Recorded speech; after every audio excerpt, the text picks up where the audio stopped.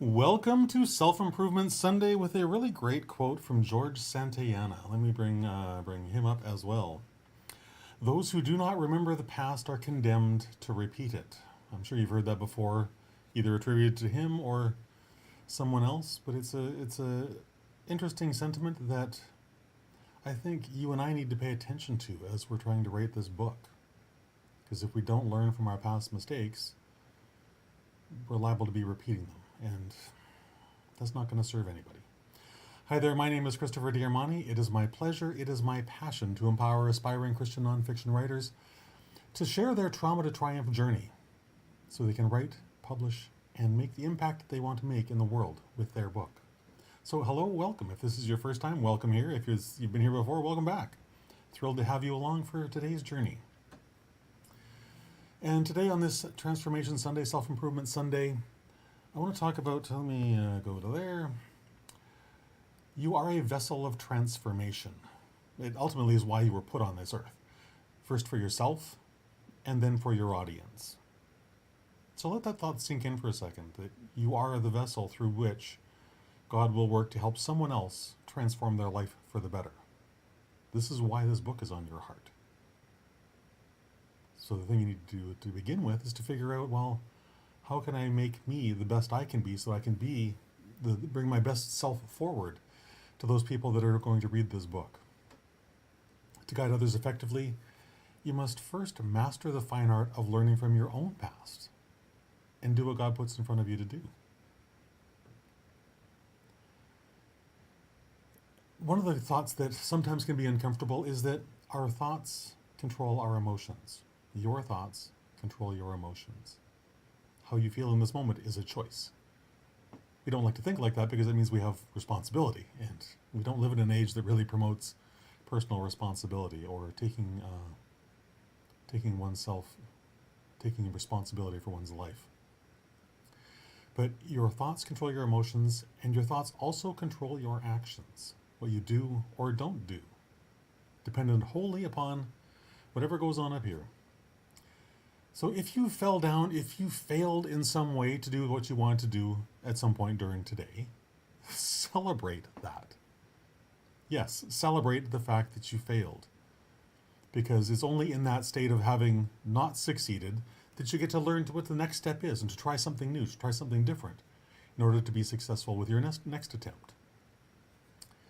Just because it didn't work out, that's a thing to be celebrated.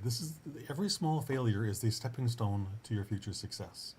And so many people don't look at it that way. They look at it, well, I failed, therefore I must quit. Well, I would like to think that you're not one of those people because you're here listening to me on a Sunday or whenever you might be watching this, at some future date.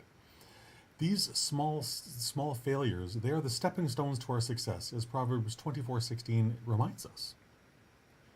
For a righteous man may fall down 7 times and rise again. This serves as a great spiritual foundation for learning. It truly does. Understand that every single setback is actually a setup for your next success. You can't learn, you can't grow unless you figure out what doesn't work first. There are great examples of people in history who have tried many, many times, and while others viewed it as failure, they viewed it as, well, I just found another way that didn't work.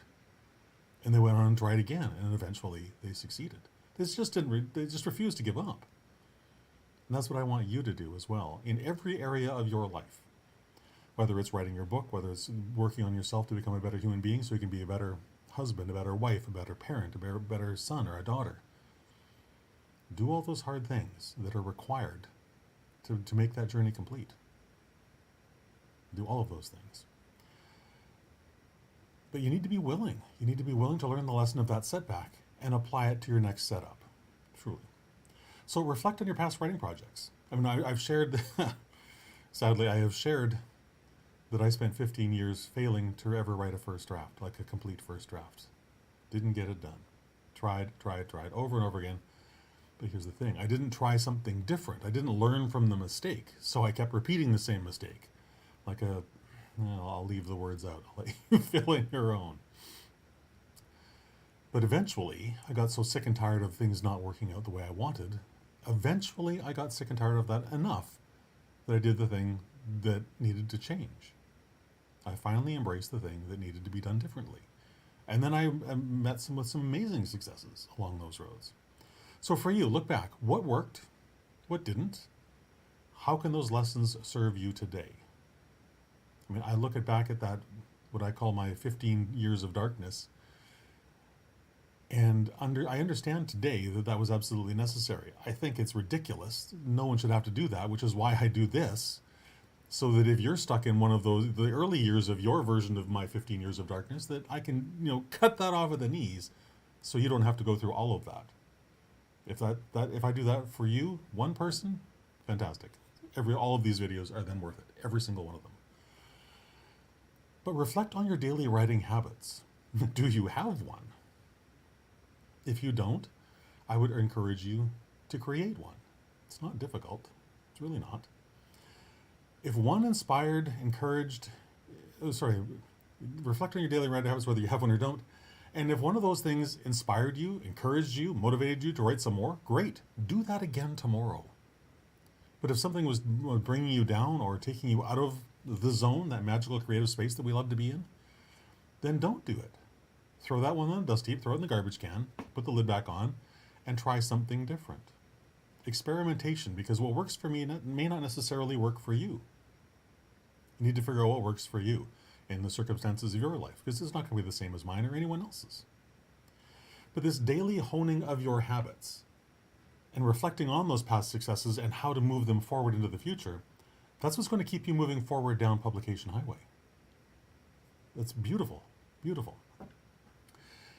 And my encouragement for you today is to simply keep moving forward, no matter how difficult it feels, no matter how challenging, how useless, how whatever the thought is that's running around up in here feels. Go do it again anyways. Try again tomorrow, but do something different. Change one thing. That's how you test. Change one thing. See if it helps. If it does, great. If it doesn't, try something different. That's it. And if you're looking for a way to maybe shortcut some of this learning, then I would highly encourage you to set aside the dates in October.